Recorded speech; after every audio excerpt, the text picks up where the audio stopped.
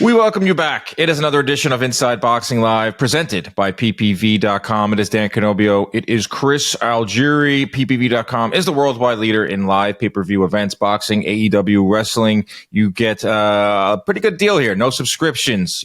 You can stream it to your phone. You can stream it to your tablet. You can stream it to your pager. Chris still has a pager. You can stream it to your television, of course, for big fight parties. Stream it anywhere, and we'll never ask for a subscription. Fight by fight, live interactive chat, all that good stuff. Got some fun fights coming up this summer when it comes to PPV.com, maybe even more. Who knows? The boxing world is churning and churning. It never stops. Never stops. We never stop. Right, Chris? How are you? Boxing doesn't sleep, and neither do we. Never trust a guy who still has a pager in 2025. That guy's doing street moves. You got to be careful with that guy. Red flag? Is that a red flag? Did you have a pager growing up? Beeper? Of course. I did. I was mostly conversing with young females and my older brother telling me to do things. Like that was your older brother would page you, like, get your ass home? He would page me like 911, and then I had to go to payphone and then go call him, and he'd be like, wow. Yo, get home. What are you doing? People don't know about the pager. Yeah, so you're either with the young ladies and your brother was like, you need to be home because your parents don't know where the hell you've been. Yeah, I never had a pager. I didn't have a cell phone until like college. Yeah, and I didn't have a cell phone until college. I didn't get a cell phone until I was 18. Yeah. Isn't that nuts? And I lived to talk about it because my nephew had one at like 12. I feel like my nieces are like, they're like getting them now. I'm like, what is going on? Like, I lived, like, go outside, touch grass. The only thing they do with them is play video games. Like, I mean, my youngest nephew, my 10-year-old Enzito. Yeah, he just plays games on his. It's nuts. Anyway, it's a different world we live in. We're just, that was our Unk segment of the show. You know what Unk is? Anyone calling you Unk yet? Yeah, Michael calls me Unk. Calls me Unk when we're in with like non like legitimate nephews. Like Unk is now as a term for old. Like a local Unk. I think I have been referred to that by some of the younger kids in the gym. Uncle Chris over there. It is a sign of it. It is a term of endearment. You know? Yeah, absolutely. But yeah. Yo, what up, Unk? I've been unked a few times. Damn. That's why I see. Notice I just got my haircut so they can cut out the grays, because when the grays are there, the unk stack is very visible. Bro, I got grays in the beard, and I trim them out, and I'm just like, forget it, just let them go. I got no grays in the hair, but I got grays in the beard, and they're starting to pop up and everywhere, and I just snip them out, but I'm just gonna let it go. Grays in the beard actually makes you look older than grays in the hairline. Like you can pull Silver Fox and you can still look pretty young. But as soon as that gray gets in the beard, man, it ages you quick. I got a couple younger friends and they got grays in the beard. They look way older than me. But I refuse to do the just for men gel. No free ads, but we just pop. Just the comb through. The comb through. Yeah, I refuse to do that. I'm authentic. Okay. Let's get into it. It is April. Can you believe it? This year's flying by. We have April boxing. We got past April Fool's Day, which is probably the dumbest day of the year. If you're doing April Fool's jokes, you're the fool. Yeah, I refuse to acknowledge that that's a day or a date or a thing. It's dumber than St. Valentine's Day. How dumb are we talking? Pretty dumb. Because St. Valentine's Day is dumb. So April Fool's Day is next level dumb. If you're talking April Fools, then like you said, you're a goddamn fool. Yeah, I saw Turkey put out a tweet that he's leaving boxing. Very, very serious. No comments there. That was obviously an April Fool's joke. Yeah, I hate it, but we're in April and it's a new month, and it's the worst day of the year. It's the lowest form of joke. It's not a joke. Like, the joke is on the person that is doing the prank. I'm about to date. You know what I mean? Again, I'm about to date ourselves once again. Do you remember Opposite Day? You play Opposite Day. And that's cool. It was like a mean bully thing to be like, oh, nice shirt, but today's Opposite Day, so that shirt's really not cool. That's a freaking April Fool's Day, but we got past it. We are in the month of April. There's some big fights this weekend that we will preview, but I want to go through a new game here. I want to go through the entire month of fights, and I'm going to ask you, Chris, your excitement level in these fights, 1 through 10. Okay. Are you ready? I'm ready. I hope so. Richard Torrez versus Guido Vianello. It is this weekend. We will get in depth on it later in the program. But how are you feeling about this fight on a scale from 1 to 10? Now, I'm going to tell you, I'm going to be very strict. I'm going to be pretty harsh on my gradings. You better be. I am actually excited about this fight, and I'm going to give it a 7.5. 7.5 is a good one. Mm-hmm. I like this fight a lot. We'll touch on it in a second, but I'm intrigued by this. I will stop what I'm doing to watch it, obviously. I will watch it live. That goes into my rankings. But we have an intriguing heavyweight matchup, and 7.5 is good. Lindolfo Delgado versus Elvis Rodriguez. One of the more even fights of the weekend in terms of odds. So, high on both guys. I was higher on Elvis before he got rocked and dropped a bunch of times by that Filipino guy that he fought on the undercard of Teofimo Lopez and Claggett. He looked very ordinary and susceptible. Delgado he's a very tough guy who has been running the risk of getting stale. I would give this one a respectable 6.8.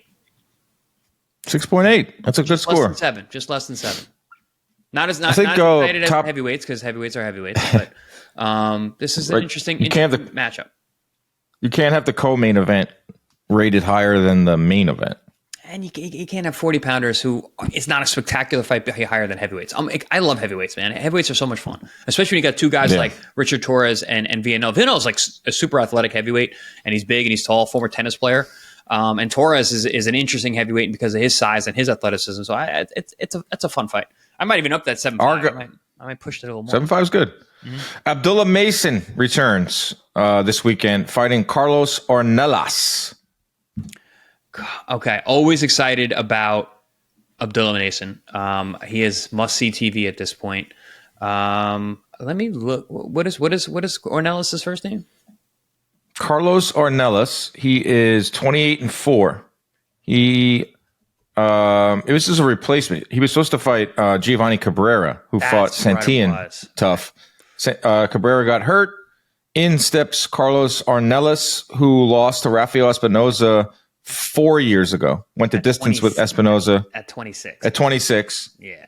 He's fought at 26, 31, 29 and a quarter, 141.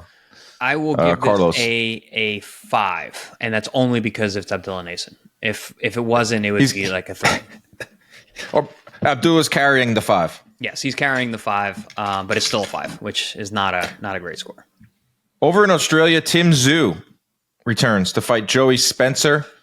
There was like talk of this fight not happening, like last minute, because Spencer demanded that there be at least some international judges, but Australia's like, nope, we're going to give you 3 Australian judges. Stack it against you even further. Where do you stand on this one? I want to see Tszyu. I want to see what Tszyu has left, so I'm intrigued. I am intrigued as well. I'm going to go 6.5, just because of the namesake of Tim Tszyu, and I do want to see him back. The matchup is not sterling. It's not super exciting or scintillating, but I mean, we got to see what Tszyu's left. You got to think Spencer's banking that Tszyu shot, that the chin is checked, and that they're going to jump on and be able to get him at it, which would be a spectacular ending. Or Tszyu comes back with flying colors and steps back into the position that all that good work that he had done, plus his namesake, had gotten him to. Yeah, the odds are really interesting. I'll drop those in a little bit. Janibek is fighting this weekend. I mean, good God, this guy. I don't understand his career. Versus a name that is just insanity. Naga Sengue, Ngamisssengue. I'm going to be nice and give this a 1. Because I was thinking, dude, Janibek, what is he doing? His tweets are so weird. He tweeted something this morning. The guy just doesn't move the needle. He's fighting in Kazakhstan against someone, like you said, that even if I knew who he was, I couldn't pronounce his name, and I don't know who he is, so I really can't pronounce his name. It just doesn't move the needle. 2 titles on the line, which is crazy, but that's a 1. That's a 1 for me, dog. That's a 1. It's a 1. He tweets at Canelo. He says he wants Canelo, which is hilarious. He says Carlos Adames is at a dead end and he doesn't fight anyone. Like, oh God, Carlos Adames has beat Shiraz. Yeah, I know it was a draw, but we all know who won that fight. In Shiraz, home territory too. Yep. Joyce versus Hrgovic is this weekend. This is also an April fight. Slop Fest, last man standing. Got to start at 5 and go from there, Chris. Just because it's heavyweights. Because it's heavyweights, I don't know how much Joe Joyce has left. I know they have history from fighting in the amateurs, the World Boxing Series. Hrgovic was super highly touted for a while, guy I really liked. And yeah, dude, 5-5 for me. 5-5, good. April 12th, we're going to see Boots Ennis and Stanionis. This, to me, is the best fight of the month. I'm expecting a high score here. Undisputed, unified welterweight title fight. This is a 9 for me. Woo! 9. This is a great matchup with two guys in their primes. We're getting a unification fight. It's for all intents and purposes number 1 and number 2 at welterweight, right? Yep. And both guys are champions. And stylistically, I think it's a really good matchup. I think Stanionis. I rate Stanionis very high. Obviously, we all rate Boots because he does have virtuoso skills. But Stanionis stylistically is a guy that can give him trouble, especially from what we saw in the Karen Chukazian fight. So yes, this is a hard 9. We're going to see a hard 9. That's you can see those on the streets of New York City when it gets above 70 degrees. You see a lot of hard 9s. We're going to see what Boots is made of in this fight. If you had any, there was a lot. His last fight, the 2 Karens fights were tough on him physically. Were tough on him mentally. Were tough on his image. Yeah, some of the fights that he profile, right? Some of the fights that he turned down. We're going to see with Stanionis being out of the ring for a while. This doesn't give me that much pause because I feel like every fighter is going through that or has been going through that lately. But we talk about welterweight. In last episode, we talked about how we want to see Brian Norman fight Barrios, and then the winner of this Ennis Stanionis fight. I want to give a shout out to Tulo Sal on Twitter that said, "Hey, I was listening to your last podcast, and you guys forgot to mention how Haney, Tio, and Ryan will be at 147, which might factor into Boots going undisputed. Even Subriel Matias and Hitchens also might move up." So we're talking about how the welterweight division is going to have this juice, and okay, now Norman is back and he should be active. We're seeing Ennis and Stanionis, PBCs talking about working with Top Rank. Yeah, I almost did. It did slip my mind that technically Ryan Garcia's next fight is at 147. It did. Technically. It did. And here, it did. It wasn't. We didn't say it, but it was on my mind. Come on, bro. This is my job. But you and I, Dan, obviously we know a lot more that's going on in terms of why we talk about things and why we don't. And guys, we do talk about this stuff all the time. But so if you really think about where those guys are at now, so none of them have titles. They're all outside of the title picture at 147. And for them to actually make a title fight, you've got it now. These guys are all fighting on Saudi cards. PBC and Top Rank don't seem to be wanting playing in that sandbox. So they're kind of outside of the championship sphere. And they're kind of they're like superstars of the division at this point, these guys. They're in a class of their own based on their namesake. And the way that it seems like they're setting them up is they're setting them up, they'll fight each other. Put them all on the same card. It's we've got our own playground. You guys can all superstar it up and fight each other and let those other guys battle it out for belts, because that's where it seems like it's going. I don't see a lot of crossover happening right away. Well, when Ryan fights Devin in the fall, which we think, there's no title attached to it. It's a straight up grudge match. But I don't know if you saw this to kind of counter your point here. Ryan Garcia and Rolly Romero to come with a WBA world title. Is at stake. Come on, how? Two guys that have never fought at welterweight. Ryan Garcia coming off of a drug suspension. Has Rolly won a fight? Rolly Romero, let alone 47. What? Has he won a fight at 140? Let alone 147? The Duarte fight was considered wasn't that 143? It's been a while since Ryan Garcia touched the scale at 140. Right? Who? Barroso. Ishmael Barroso. That was 40, right? Yes, for Rolly. Yeah, and he pretty much lost that fight too. So, yeah, amazing. But the WBA I think never ceases to amaze.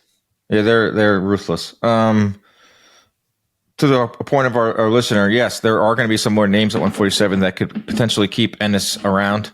But the real champions, quote unquote, are Ennis, Stanionis, Norman, Barrios. I would like to see them figure it out and then let Ryan, Haney, and Teofimo figure their little side out, because they're prize fighters right now. Yeah. Like there are prize fighters. That's what the sport is all about. Moving on. On that same card, April 12th, we're going to see Raymond Ford fight Matisse. Matisse 22-4, 17 knockouts, 34 years old. I like Raymond Ford. Guy's always in tough fights. Forgotten about at 130, but he shouldn't be. Rating? I'm gonna go 7-5. 7-5 on that. I like Ray Ford a lot, and I've actually called a few of Matisse's fights. I think he's an interesting matchup. Not an easy fight, so I like it. 7-5. Good fight.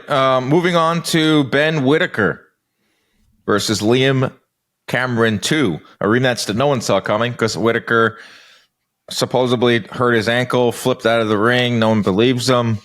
Weird, but we're getting it. What do you see here? Ben Whitaker. Remember how fast the internet got him? Oof. Well, people, you know how they say, they're preying on my downfall. Ben Whitaker didn't do himself any favors with his ridiculous fighting style, beating up on cab drivers with the Bugs Bunny stuff. Yeah. So the minute he was going to have any slip up, and his slip up was bad, falling out of the ring, quitting, pretending you're hurt, wheelchair. You're going to get dragged on the internet. Wheelchair. No one leaving the ring in a wheelchair does good on the internet. Poor Tim Bradley, when he got the decision over Pacquiao, left in a wheelchair. Yeah, that was pre-Twitter though. He got dragged. He still got dragged though. He got dragged and he got dragged out of the dragged out in a wheelchair. Dragged on a wheelchair. That was wild though. When Bradley broke bones, he won his feet. He won the fight, which was probably one of the biggest robberies. Well, it's a top 5 biggest robbery boxing modern day. And then he comes out in that wheelchair, and everyone was just like, "Oh, man." I talked at length with Tim about that exact time in my book, So You Want to Be a Fighter, and we spoke about the dark time. I have it somewhere. How depressed he was, at that time because he was, he's like, I just won the biggest fight of my career. I beat a legend, and like everybody hates me. And this is before the internet. Like the internet existed, obviously, but it was before Twitter and before Instagram. So what was he going on to, like Max Boxing Forum, the forums, boxing scene comment section? I get it. But imagine now. Oof. And Whitaker was probably seeing it all day. Like you go onto Instagram, and you think it's going to be some great, I'm the man. It's everyone calling you Ben Whitaker. Yeah, back to my score. I'm going to go 3-5 on this one. 3-5. Don't really care. I'll hate watch it. Day. I'll catch this one. Really? Yeah. Yeah, probably. What's the date for that one? I believe that's April. I should have the dates on these. I don't. Ben Eubank, April 26th. I heard they were arguing about the rounds. On Ben Eubank? Yeah. No. Ben on Whitaker, Cameron? Yeah. Who wanted more rounds? And I don't know. It should be 10. Yeah. No. They were arguing about the rounds apparently. Like, I mean, how is that not a 10-rounder? That can't be an 8-round fight. I think the first one was 8, wasn't it? Ben Whitaker's fighting 8-rounders. What are we doing? I don't know. I don't know how much time he wants to spend in the ring with that guy. So I'm rooting for the other dude. Hey, listen. Are you haters? No, I'm not. I mean, the last one was 10 rounds. Okay, so maybe they're trying. His last 2 fights have been 10 rounds. Okay, he hasn't fought an 8-rounder since he fought an 8-rounder last year, 2020 March. Well, I mean, that would be really crazy if if Ben wanted an 8-rounder. Well, I'll tell you what. Right now on BoxRec, next to rounds, there's a question mark. Right. I've never seen that. There's a question mark on BoxRec right now. Exactly why I asked, Dan, because I saw an article that they were arguing over the rounds. I didn't actually get to read the article, but to see who. Is that the work of BoxRec Gray? Did he put that question mark in there? Because you easily could have put nothing in that section, but I think that's hilarious. It's some subtle, slight hate right there. Yeah. That's April 20th, by the way. April 26th, big stadium fight, the grudge match. Do Americans care about Ben versus Eubank? Does Chris Algieri, noted American, care about Ben Eubank? I do care. I think it's because it's. I mean, I don't think a lot of Americans care. And people. No, this isn't geared for Americans. No, not at all. And it's a big seller over there. It's going to do well. It'll make money. It'll get a lot of eyes. The grudge is real. I think the people that are going to be paying attention on this side are just they're more concerned. They're more haters of Ben because of the cheating scandal and the way that he's portrayed himself. than any other reason. But in terms of being outside of a domestic clash, it's really not. It's really not making it over here like that. You didn't give your rating though. Oh, my rating? I'm interested in it. You know, I have a little bit of a personal stake in it. You do. To see these guys, and it's funny because I was actually excited for the first time they were supposed to fight. Right. 2 years ago. Yeah, we were going to do a big rollout for that. We were actually excited about that fight. And then the drug scandal, and then the 2 subpar performances from Ben after that. Eubank, did he lose in that time to Liam Smith? And yeah, Eubank gets knocked out by Smith, but then comes back and looks great. But then he struggles with the Cesarata, the Polish guy. Yeah, the guy this fought fight Triple has G. lost a lot of its luster. They're salvaging it. They're salvaging the hell out of this fight. Wait, did you give the rating yet? No, I'm still trying to decide because I did like the egg thing. The egg smack in the face was cool. I thought, but that's come and gone. That was clever. It was clever. It got a little more interest in it though, but it's faded. It has faded again. They fined the hell out of Eubank for that, and then so stupid. That's so stupid. But they're still using it as a promotional tool, which I find hilarious. Right. The fact that we're finding guys for acting up in press conferences, which sells tickets for everybody. Yeah, like, dude, Chisora has thrown bottles at people, flipped tables at people. I don't think he ever got fined. And you're fining Eubank? Come on, dude. And it was like 100 pounds, 100,000 pounds, which is crazy. What does that equate to? I think it's like 120K, something like that. Damn. 120K. A lot of money. Interest level 6. Inflation, tariffs. 6.5. 6.5. I'll watch it. 6.5. I'm going to watch it.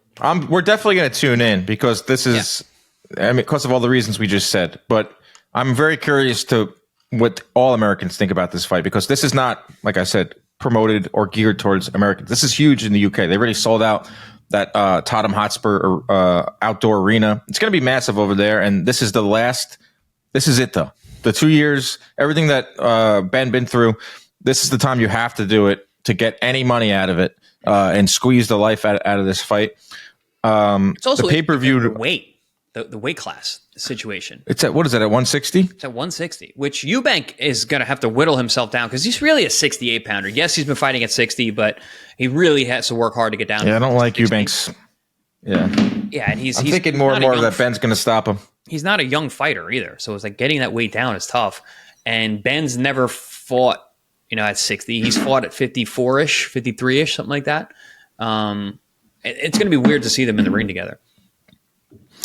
I think Ben's going to catch him the more and more I think about it. It's most likely. Eubank coming down, didn't like his chin for a while. It's on pay-per-view. It used to be good. It used to be really good. And then, age and I can't get weight. that. Yeah. $21.99 pay-per-view price for UK pounds, though. US $25. That's another thing too. It's like US fans gonna buy that pay-per-view middle of the day. I don't think so. What do I have? Smith, McKenna. That's it. That's it for April. Solid month. Pretty good month. Highest score was 9. It's Stanionis and Ennis. As it should be. 7.5 you gave to Guido. Lowest 1. The lowest was 1, and that's Janibek. 7.5. That was number 2. 7.5 was Guido. 7.5. Yep. I'm excited for that fight. It's just a fun fight. It's just a fun matchup. It's a fun fight. It's not earth shattering at all. It's not like the Stanionis Ennis fight is an important global fight.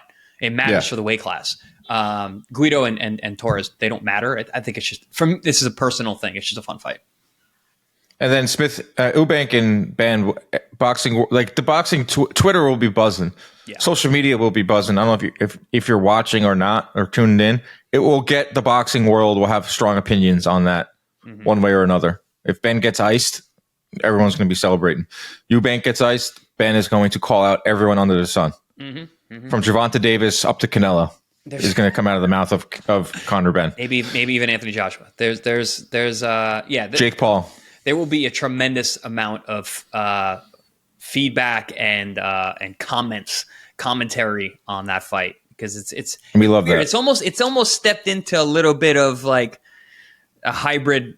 I don't want to say misfits, but like that YouTube level. It is the curiosity of it. It's more of a the curiosity comes from the fact that it's absurd. I agree. So that's April at a glance. Some good fights, some intriguing ones. We move on with the episode to some news and notes. PBC on Prime announces a doubleheader May 31st from Las Vegas on regular Prime Video. Caleb Plant versus Jose Resendez and Jermall Charlo versus Cornflake LaManna, with the anticipation that Plant will fight Charlo at the end of the year. A lot of moving parts here. Did we think Caleb Plant was going to fight Berlanga? Apparently not. Although, with Charlo being such a wild card, got to see him get through LaManna, which he should. Got to see him get to September, which is a question mark because he's been out of the ring for so long. Caleb Plant, got nothing to worry about with Caleb Plant. But a doubleheader is set, and we're starting to see some of the tea leaves for PBC, what their plans are in terms of the second half of the year. But this is intriguing. It's a doubleheader. It's on regular Prime. Not the names that we necessarily wanted to see, but it could lead to something bigger. Yeah, and that's exactly what it is. Like you said, reading the tea leaves on this one, but definitely not the matchups we wanted. Yeah, we've got a doubleheader with a twin bill with two guys that have a past, which I do kind of like, because I think that slap still holds water. That's one of those things that can come back real quick, and those videos are going to start flying again. It's like, you touch my beard, don't touch my beard. He touches again, he smacks him. Like that's pretty cool. And then you're putting these guys on the same bill together. They're going to be at the same press conference together. The hate is real. They do not like each other. So that's going to show up, and it's just going to pump up the attention for this fight, and also, of course, the attention for their impending matchup is if they both win, which they should. Thomas LaManna coming out of the woodwork to fight Charlo, who's also coming out of the woodwork. I think the question more about Charlo is he going to make it to fight night? I think this fight more so than anything, because this is why they didn't just match up Plant and Charlo right away. Because you can't make them the main event if this guy doesn't show up. Now, if Charlo doesn't make it to fight night, you still got a card. You still got Plant fighting Resendez. So I think it makes sense for them to do this, but did not expect Cornflake to be making an appearance. Cornflake got punched in the neck by Lara. I'll never forget that knockout. Yes, iced by a neck punch. That was the old neck punch. Cornflake. Good for him though, getting a payday. Collarbone shot. Nasty. You know who doesn't like this fight is Edgar Berlanga. Shocker. All the shit Sweet Hands Plant was talking. Now he's fighting a prospect that's not ranked and has 2 losses. You are an effing disgrace to boxing. It's effing sad. Berlanga, you just fought a guy that literally came out of prison who might have been wearing an ankle bracelet on fight night. I mean, he looked like he was wearing a bags of milk hanging from his midsection. What are you saying? Like, some of you fighters you guys are delusional sometimes. But you need that delusion. Need the delusion. You're going to fight this is why everyone people for millions of dollars. You better be delusional. Think that you can beat King Kong. But hitting send on that tweet, did he not? He literally 2 weeks ago fought nobody. He has a string, like the first round knockout streak was super impressive. But like, he's kind of known, Berlanga, for fighting like cans. Yes, he fought Canelo, but it was wild. And Plant has fought Benavidez. He's fought Canelo. You know, he's fought some on the come up to winning the title at 168. Weird. Well, you have nothing else to add to that? It is weird. Yeah, I mean, you can say all that about Berlanga, you know, especially coming off the tails of his last fight. But he's doing what he's supposed to do, and he's throwing shade at his prospective rival. You know, it's like, oh, this is the guy you're going to fight. Well, you should be fighting me. But you know, it gets attention. You know, guys are good at that, throwing their hat in the mix, so you know people can see them. So staying relevant even if you're not fighting, and it just pushes their rivalry that much more. But Berlanga is going to be sitting out for a while apparently, because this looks like they're setting up the Charlo Plant fight. So calling out Plant now is like you know, like obviously you're not getting that fight anytime soon, not this year. That's crazy because that's what the fans really want. Like the Charlo Plant fight, I think it will be fun. But I'd rather Berlanga. That the slap happened like a year ago, 2 years, a year and a half ago. 2 years. Like that fight could have been made. Right. Charlo obviously had his issues, and I'm sure PBC wanted to make that fight a lot sooner than this year. I don't know what's going on with Berlanga. Will he sign with PBC? Will he sign with MVP? Will he sign with Top Rank? Probably not. That was his last promoter or Matchroom. Like, I would not be shocked. I mean, if think about it, if you're Berlanga, it's like, all right, I'm not getting this Plant fight unless Charlo. You can't depend on Charlo like not showing up. So, maybe I'll go back to Eddie. And maybe I'll see what's out in Saudi or see what's going on there. Or he's talked about wanting to fight Munguia. Yeah. Berlanga, which I would sign up for. Fight. Love that fight. Been like that fight. Yeah, someone on Twitter replied to Plant and said, "Why didn't you guys just face each other? No need to build anything. If that's Charlo, you smacked the shit out of him. There's enough hype." And then someone said Plant was pushing for it, but I think Charlo wanted a tune-up because he hasn't fought in a while. And then Plant gave the check mark emoji. So it's more about what I said. It's if Jamal's going to show up or not, and you got it. He's such a loose cannon. You got to make sure you can't build a main event, a card around someone that potentially might not make it to the fight. So this is their test run. I think he'll make it to May 31st. Who knows? No, but I think he'll make it to May 31st. Listen, he's got his issues outside the ring, and we're not throwing shade at him either or making fun of him at all. He's had some serious issues in the past. So, and a lot of those can make people very unreliable.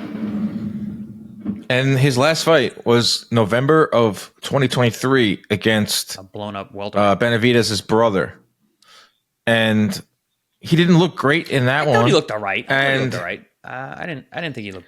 He looked good enough where I thought, all right, he'll be back. He'll fight 6 months from now. I didn't. I think he came in overweight for that. Yeah, I don't know, Charlo. But what they're doing is they're like, hey, here's our plan for you. We have a plan. Like, there's some incentive here. Like, we have 2 fights lined up for you, Jermall. Like, one of them is a pay-per-view against Caleb Plant. Right. So here, like, put it on your calendar. And put that on the wall and look at it every day, and then fight on. Who knows what can come of it? So that's some news to come out. That's May 31st on Prime. Let's get into this weekend's fights. We have some interesting ones. Heavyweight division. We talked about Torrez, Guido, Vianello before, but I want to get into some of the predictions and betting. Torrez minus 250 favorite. Vianello live dog at plus 200. Torrez stoppage plus 110. Vianello stoppage plus 425. Wow. Some meat on that bone, huh? What are we thinking in this fight? Bone. It's heavyweights. It's Richard Torrez, by far his biggest step up. Guido Vianello has some nice wins, but he also lost to Jonathan Rice. He lost a split decision to F.A. Ajagba. He did beat Mahmoud Frankenstein in August of 2024. So there are a lot of moving parts here. Asterisk, though. The Jonathan Rice fight was off a cut, and it was caused by a punch. Right. I was there for that fight. He was winning that fight, and he got cut badly with an overhand right, and they stopped the fight on that. But he was well ahead in that fight. And the Efa Ajagba fight really could have gone either way, and a lot of people probably had Guido winning that fight. And he looked like he was a bad dude when he fought Makhmudov. And we've since realized that Makhmudov's not all that great, but still, Vianello going out there and doing what he did was still impressive. I mean, just hurting him constantly. Makhmudov just being tough is the only reason he lasted as long as he did, because Guido's right hand was I think had a laser on it. So Guido is sneaky good heavyweight. He's huge. Big athletic guy. Torrez, not huge. Not huge. What do we think? Minus 250 money line, Torrez. That's decent in terms of just taking a favorite. Like, do we think Torrez makes a big time statement here and stops Vianello? And that's pretty low at plus 110. Like, I was expecting that to be higher. Torrez decision is plus 250. How many rounds is this fight? It's got to be 10, right? Probably 10. Not going to be 12. 10. Yeah, definitely not 12. Has Torrez gone? 10. Torrez hasn't gone. 10-rounder. Torrez hasn't gone the distance.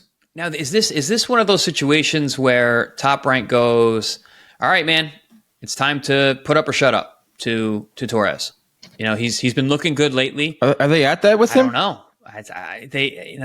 Listen, that last guy he fought, the Tubelard with the 18-1 record, was ridiculous. Isaac Munoz Guterres. Well, that's Top Rank making those fights. Like, I've heard of we know Top Rank will say shit or get off the pot to like guys with a loss or like guys at the end of their contracts, but like they still have. I would say I would have Torrez in the top 5 of Top Rank's important fighter list. I just made that up. Yeah, but somewhere in the Top Rank office, there's a dry erase board that says important fighters, and Richard Torrez is on it. You know what's crazy? That in today's day and age of the heavyweight division, being a 6'2", 235-pound heavyweight is too small. Like, where do you go with this guy? Like, that's what I mean. It's like he's a fun TV fighter. He's a personality. He's a character. He's super marketable. He's a great interview. He's very, very smart. You got all that, but like, does Top Rank realistically see him being a world champion at heavyweight? I don't think so. They have to see a lot of things have to shake out. A lot. This would be a really weird throwaway.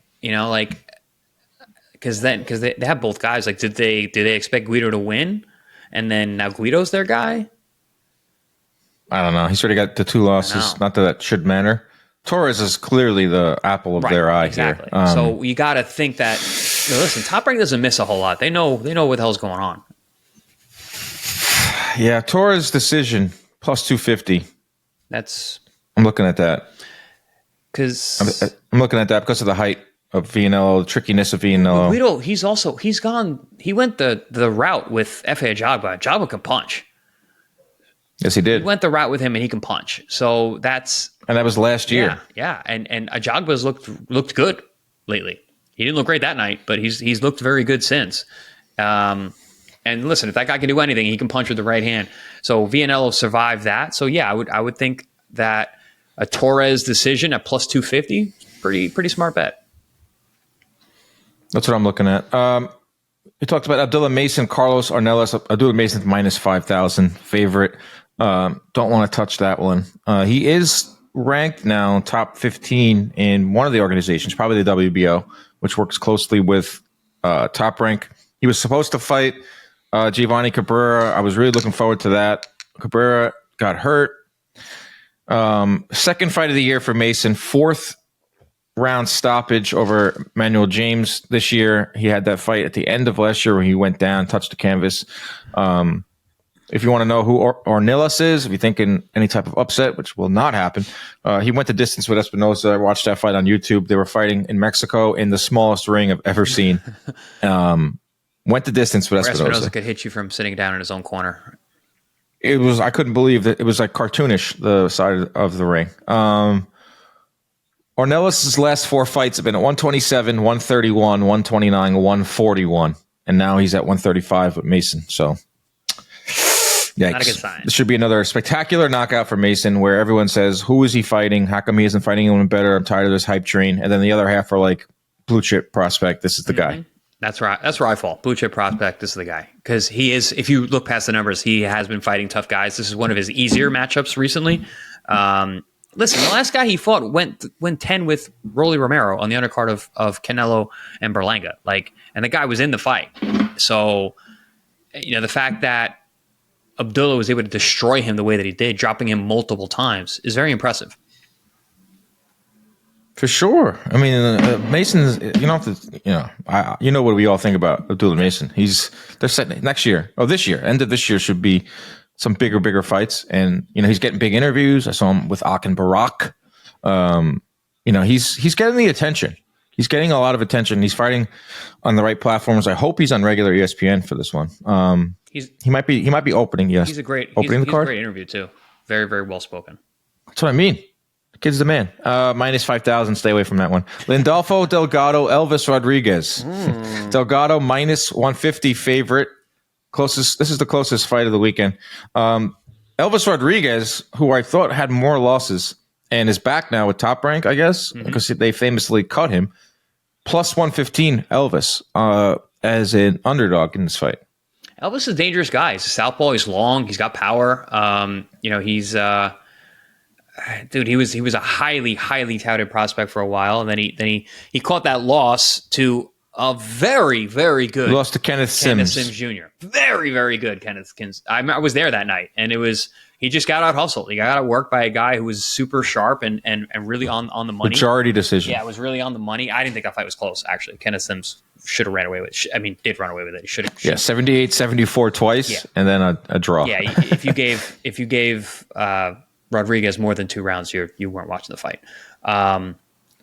But yeah, man, this is an interesting fight. I mean, obviously Landolfo, he's on a good run. He's still undefeated, but as of late, Rodriguez has looked vulnerable. Like, he beat up Joseph Adorno, but put him down twice. He beat Postal. He stopped Postal, very impressive, and then he had like 2 fights in a row that were like, Gino Rodrigo dropped Rodriguez and hurt him several times, with just looping wide, ugly punches. Yeah, I remember that. And then he comes back and he fights Castaneda, and I mean, Castaneda is kind of a guy that everybody beats up around those weight classes. Goes the distance with him, didn't look very spectacular. So in terms of momentum, you got to lean Delgado. But Elvis is tricky. Southpaw. You know what's funny about Elvis? Like, I remember tweeting about Elvis, not in the same like ilk as Abdullah, but he was looked at as blue chip. Yes. Like, whenever he would come out on Top Rank, and the Elvis, he was looked at as a blue chip prospect at one point. So he can get on track with a win here. Delgado is the favorite, but slightly. That's the ESPN portion. Over on PBC, Tszyu-Joey Spencer. Tszyu minus 800 favorite. That's a big number for a guy coming off of 2 straight losses. Spencer plus 500. Tszyu by stoppage minus 160. Tszyu by decision plus 200. Spencer by stoppage. If you think Tszyu was what you saw in that last fight with Bakram, Spencer by stoppage plus 800. This is very, very, very intriguing. I don't know what you think of Spencer at this point. I don't know what you think of Tszyu at this point, but I know what PBC wants to do with Tszyu. Let's get him in the ring with Thurman or some of these other guys at 154. Only plus 800 for a Spencer stoppage. I figured it would be like plus 2,000. He's not a puncher, right. So that shows you, the idea that Tzyu's chin may be checked is real. Exactly what it shows you. And Tszyu should win this fight. And I'm honestly surprised it's Joey Spencer. I understand Joey Spencer was pretty much a big-time hype machine with PBC at one point. But he's still somewhat of a puncher. It's just Tszyu is such a question mark.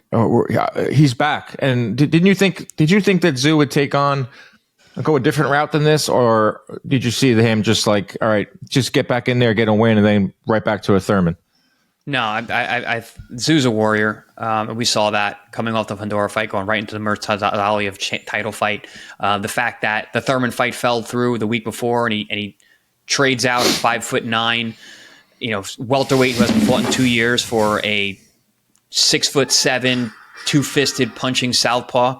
I think Tszyu's a warrior, and he just kind of fights. He picks fights with his heart. So you pick up a name, he's like, yep. He reminds me of a guy kind of like myself who would just accept every fight. You just send a guy, he's like, what do you think about this guy? Yep.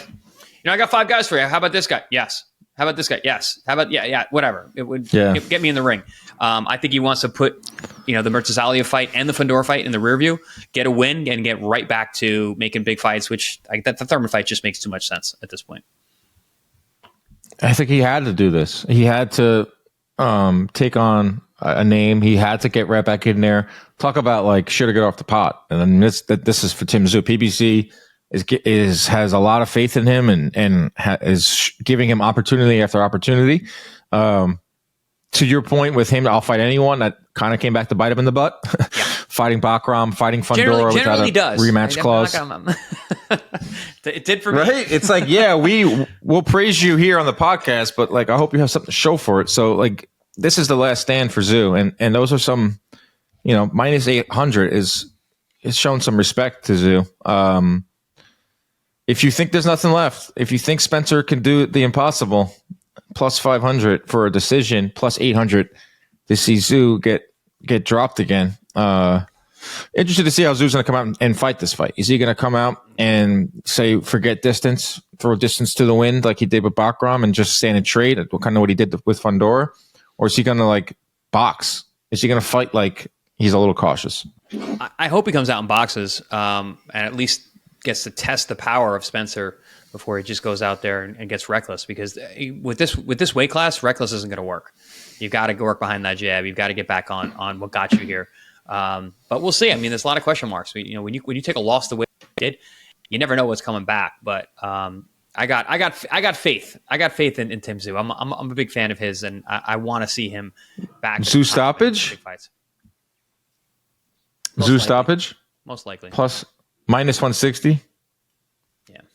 Will we see the Tszyu that we saw against Brian Mendoza? Remember that Tszyu? Yeah. Smart, strong. That was impressive. That was like almost like, holy shit, this guy's really good. And was on his way to beating Thurman. Dude, Thurman doesn't break his arm or whatever happened to him. Bicep. Torrez bicep, yeah. Like, Tszyu doesn't fight Fundora. Tszyu doesn't fight Bakram. Or maybe he does. That's the beauty of boxing. That's the scary part of boxing, too. It's like, you guys, like, it's such, like, since you guys only fight once or twice a year, and your whole career is based off of singular performances, and there's no schedule. Like, one thing where Thurman getting hurt, like a domino effect that now equals Tim Tszyu potentially being out of the sport in a year. There is a alternate universe / quantum that all of those things you said didn't happen, and Tim Tszyu is like the guy looked at 154, because well, that's what PBC wanted. Yeah, he gets that Thurman fight. He doesn't that Fundora fight doesn't happen the way it happens. Maybe he even actually gets that Fundora fight later, and gets to prepare for a southpaw and not ducks his head and get hit with an elbow. You never know. There are alternate universes where that is the case, but this is the one that we're in right now. At least you and I are. So we're dealing with what we got in front of us. Yeah, and Tim Tszyu he's one more loss away from like packing it in. He is, absolutely. He loses Joey Spencer. I don't know what's next. So that gives me enough reason to tune in. And yeah, PBC had a lot at stake here. I mean, they invested a lot in Tim Tszyu. They put a lot of his fights on, going back to Showtime days. Doing it from the studio and having him showing that Mendoza fight. Like they're in the Tim Tszyu business, and they still want to revive, like something you talked about in past episodes. When PBC has a plan, they'll stick with it through thick and thin, and they'll make that Tszyu Thurman fight. And it all depends on Tszyu beating Spencer this weekend. Finally, Joyce-Filip Hrgovic. There are some very interesting numbers here in terms of betting. Joyce Hrgovic is a minus 370 favorite. He's a late replacement. This was supposed to be Joyce versus who was this supposed to be? Chisora? Weren't they? Joyce? No. Why? Whatever. I'll figure that out in a second. Joyce plus 275 on the money line as the underdog. Over 8.5 is interesting to me because it's a 10-round fight, and both these guys are going to be throwing bombs. Hrgovic to stop Joyce minus 125. Joyce by decision plus 800. This is an interesting fight. Yeah, it's a very interesting fight. I think Hrgovic, he's taken less damage in his career. I think he's a little fresher. He was a guy I ranked highly until that Joe Joyce fight. But, not Joe Joyce, Dubois, excuse me. But Joyce, I don't know, man. I don't like what I see from him in those two fights with Zhang. I don't like what I see in the interviews since then. Dillian White.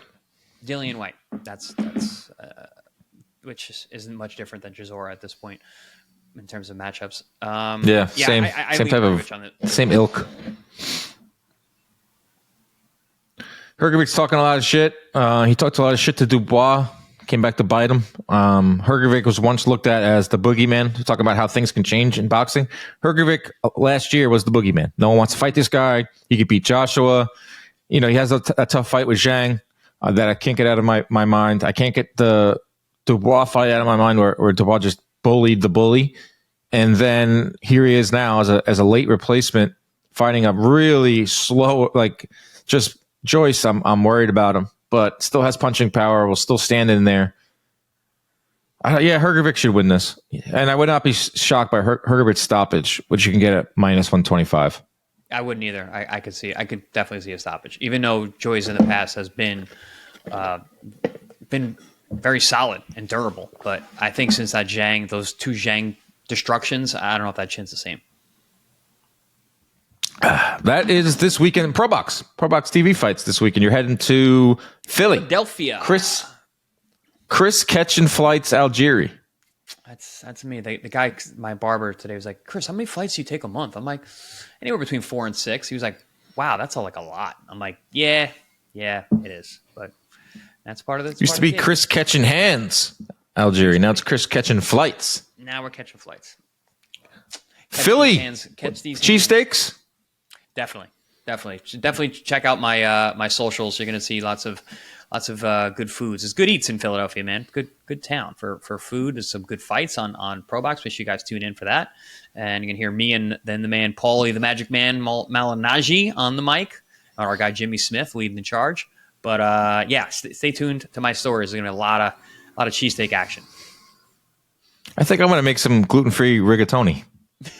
You're so gay. Well, come on, man. Some rigatoni, baby. Let's go. Dude, what kind of Italian are you? You're allergic to gluten. It's not my choice. It's the way God made me. But come on, dude. The paisan should be immune to these kinds of new aged allergies. I could try and see what happens. I don't know if I want to do that, but I wouldn't I'm on year 6 of being gluten-free. I'm on year 6 of being gluten-free. 2019, I was actually on the road for Spence versus Porter. Mm-hmm. Yeah, and that's when I realized something's drastically wrong with my insides because I was eating no bagels, great no food, pizza, no pasta. Yikes! You could do it. They have gluten-free. All those things you just named. They're not as good, and they look embarrassing. A gluten-free bagel looks like a shriveled up part of the men's male body. But the pasta, they made great advancements with the pasta. If you have the good sauce, you can make a rigatoni. And if I didn't tell you, maybe you would notice because you have that refined palate. But if I just handed over a plate to someone and just gave it to them and didn't say this is gluten-free pasta, they probably wouldn't even notice. I could live without pasta in general, but I've had gluten-free pasta. It's not bad. It's not bad. But I'll give you that. To all my gluten-free friends out there, I see you, and you're part of the struggle. Enjoy the fights this weekend, Chris. Safe travels. We'll see you out in Philadelphia. Bet with your head, not over it. Use DraftKings if you are going to bet. All that fun stuff. We'll be back on Monday with a reaction episode as we get closer and closer to some big fights and all that good stuff. Protect yourself at all times. Keep your hands up at all times. Stay out of those DMs unless you have a gluten-free recipe for Dan.